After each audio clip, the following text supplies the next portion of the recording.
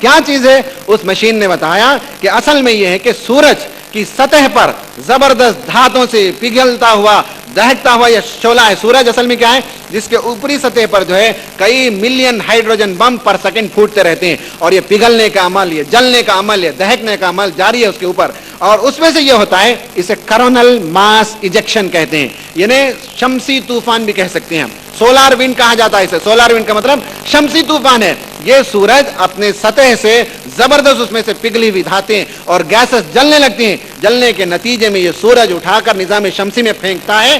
کتنی تیزی کے ساتھ پھینکتا ہے؟ چارجڈ پارٹیکلز کو، ذروں کو پھینکتا ہے. بتایا کہ 1.6 ملین کلومیٹرز پر آور. آپ سوچ سکتے ہیں کتنے کلومیٹر کی رفتار سے آپ جاتے ہیں؟ 100 کلومیٹر، 150 کلومیٹر. پلین میں بیٹھیں گے تو 600 کلومیٹر کی رفتار سے جائیں گے. 1.6 ملین کلومیٹر پر آور کی رفتار سے سورج اٹھا کر ذروں کو پھینکتا ہے. پورے نظام شمسی میں اس نے تباہی مچا رکھا ہے، جسے شمسی طوفان کہتے ہیں، سولار ونڈ کہتے ہیں. اور جس کے نتیجے میں چارج پارٹیکل، جس میں پگھلی ہوئی دھاتیں بھی ہیں، آگ کے شعلے بھی ہیں اور دھواں بھی ہے، اس طرح سے پورے نظام شمسی میں اس نے تباہی مچا رکھی ہے. اگر یہ سائنٹسٹ جاتے ہیں کسی وجہ سے مشین خراب ہو جائے تو نیچے اتر کر ریپیئر کرنا ان کے لیے ناممکن ہو جاتا ہے. اس لیے کہ سولار سسٹم جو ہے کہ محفوظ چیز نہیں ہے، اور فضا کے اندر سفر کرنا کوئی کھیل نہیں ہے، کوئی تفریح نہیں ہے، کوئی دل لگی نہیں ہے. پوری فضا کے اندر ایسا ہیبت ناک اور پر ہیبت اور پر ہول انفجار ہوتے رہتا ہے، دھماکے ہوتے رہتے ہیں کہ سورج جو ہے ان ذروں سے پورے نظام شمسی کو جو ہے غبار آلود کر رکھا ہے. اب اگر اس آیت کو پڑھیں گے، یرسل علیکما شواظ من نار، ہم تم پر آگ کے شعلے بھیجیں گے، ونحاس، اور ہم تم پر دھواں چھوڑیں گے. تو اس کا مطلب یہ سمجھ میں آتا ہے کہ نظام شمسی کا جو طوفان ہے، جسے سولار ونڈ کہتے ہیں، جسے کرونل ماس ایجیکشن کہتے ہیں، یہ خود ایک ایسا عمل ہے، پورا ہیبت عمل اور ایسا انفجار ہے جس کے نتیجے میں انسان جو ہے فضا کے اندر جانے سے تھر تھرا جاتا ہے، کام جاتا ہے، جا نہیں سکتا، وہ ہمت نہیں کر سکتا. فلا تنتصران، تمہاری کوئی مدد نہیں کی جا سکتی. تو معلوم ہوا کہ دونوں علم کا سنگم ہے قرآن مجید. آپ اسے تقسیم نہیں کر سکتے. یہ دنیاوی علم ہے، یہ دینی علم ہے. اسے تقسیم کریں گے تو دونوں چیزیں ادھوری رہ جائیں گے.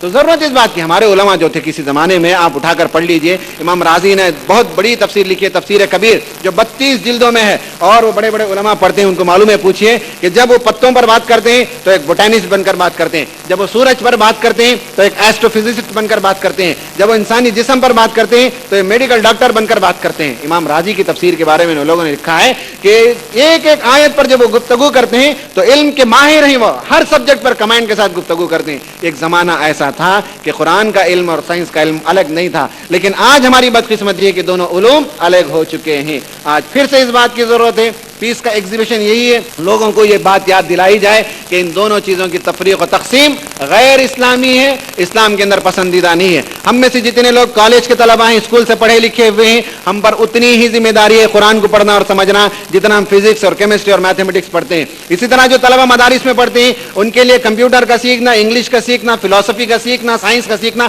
اتنا ہی لازم ہے جتنا وہ قرآن پڑھتے ہیں، حدیث پڑھتے ہیں اور فقہ کی تعلیم حاصل کرتے ہیں. ان دونوں علوم کا سنگم آج ہونی چاہیے. چونکہ یہاں وہ امتیاز نہیں ہے تو اس لیے ضرورت اس بات کی ہے کہ کالج کے طلبہ اگر فارمل ایجوکیشن کالج میں حاصل کرتے ہیں تو انفارملی وہ قرآن و حدیث کا مطالعہ کریں، اور جو طلبہ فارملی مدارس میں علم حاصل کرتے ہیں وہ انفارملی باہر کتابوں کا مطالعہ کر کے سائنس کا علم حاصل کریں. آج یہی چیز ہے جو اس مہم کے ذریعے، اس پیس ایگزیبیشن کے ذریعے، اس پورے 10 روزہ پروگرام کے ذریعے سے یہ پیغام دینا ہے کہ اسلام جو ہے ان سب چیزوں کا قائل نہیں ہے، دین اور دنیا کی تفریق کا قائل نہیں ہے. علم کے علمبردار ہوتے ہیں مسلمان علم کا روشن مینار ہوتے ہیں، اور مسلمان جس سبجیکٹ پہ اور جس پہلو پر بھی جائیں وہ کمانڈ کے ساتھ گفتگو کرتے ہیں. یہ بات لوگوں کے سامنے آنی چاہیے. میرا جو یقین ہو سکتا ہے، میں نے جو تباہی دیکھی وہ آپ نہیں دیکھ سکتے.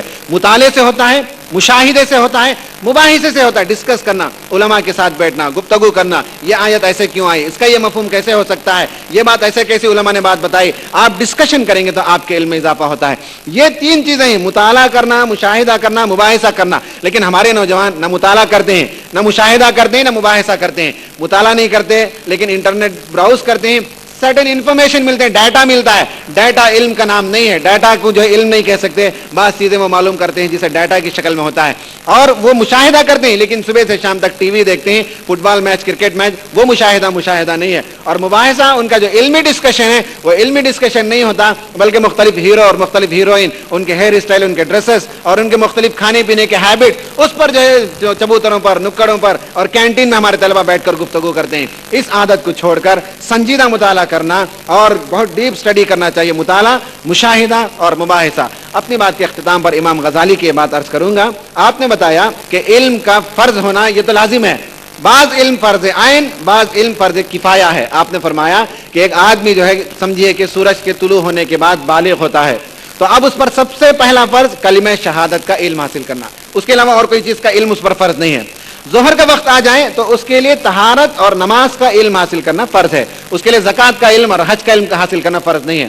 اب رمضان کا مہینہ آ جائے تو اسے روزے کا علم حاصل کرنا فرض ہے، پیسہ والا ہو جائے تو زکوٰۃ کا علم حاصل کرنا فرض ہے، اور پیسے اتنے زیادہ ہو گئے کہ حج کو جانے کی تیاری کرے تو حج کا علم حاصل کرنا فرض ہے، یہ فرض عین ہے۔ جو عبادات سے تعلق رکھتے ہیں، معاملات سے تعلق رکھتے ہیں، جب جو موقع ہے، شادی کا وقت آ جائے تو بیوی کے حقوق کیا ہیں، مہر کیا ہے، یہ ساری چیزوں کا علم حاصل کرنا فرض ہے، یہ علم فرض عین ہے۔ فرض کفایہ آپ نے تفصیل سے لکھا، امام غزالی نے، اٹھا کر پڑھیے۔ آپ نے بتایا کہ میڈیکل کا علم حاصل کرنا، حساب کا علم حاصل کرنا، طب کا علم حاصل کرنا، سیاست کا علم حاصل کرنا، یہ فرض کفایہ ہے۔ آپ نے بتایا کہ اگر ایک بستی سے ایک آدمی بھی ڈاکٹر نہیں ہوتا اور ڈاکٹر نہیں ہونے کے نتیجے میں اس شہر میں علاج کرنے والے نہیں ہیں تو پورے شہر کے لوگ گنہگار ہوں گے۔ آپ نے فرمایا یہ فرض کفایہ ہے امت پر۔ اسی طرح حساب کتاب، جس سے میراث کا جو ہے معاملہ طے کیا جاتا ہے، اور بہت سے علوم ہوتے ہیں، تو حساب کتاب اگر کوئی جاننے والا نہیں ہے پورے شہر میں تو پورے شہر کے لوگ گنہگار ہوں گے۔ سیاست کا علم اگر کسی کو نہیں معلوم ہے تو سیاستدان ہم کو جو ہے الو بنا دیتے ہیں۔ سیاسی علم حاصل کرنا، سیاست کے پولیٹیکل سائنس کا پڑھنا، یہ بھی آپ نے فرمایا کہ وہ تمام علوم جس سے ایک معاشرہ قائم ہوتا ہے، جس سے ایک تمدن قائم ہوتا ہے، جس سے ایک سماج قائم ہوتا ہے، ان تمام علوم کا حاصل کرنا فرض کفایہ ہے۔ اگر اس بستی سے کچھ لوگ بھی آگے بڑھ کر وہ علم حاصل نہ کریں تو ساری بستی کے لوگ مسلمان جو ہے گنہگار ہوں گے۔ آپ بتائیے کہ اس وقت مسلمانوں میں کوئی اچھا جرنلسٹ بتا سکتے ہیں آپ؟ کوئی اچھا ٹی وی میں ایکسپرٹ بات کرنے والا آپ بتا سکتے ہیں؟ میڈیا پرسن بتا سکتے ہیں؟ کوئی نوبل پرائز ونر آپ بتا سکتے ہیں؟ کوئی بہت بڑا اکنامسٹ آپ بتا سکتے ہیں؟ کوئی بہت بڑا جو سوشالوجسٹ آپ بتا سکتے ہیں؟ کوئی بہت بڑا فلاسفر آپ بتا سکتے ہیں؟ نہیں بتا سکتے۔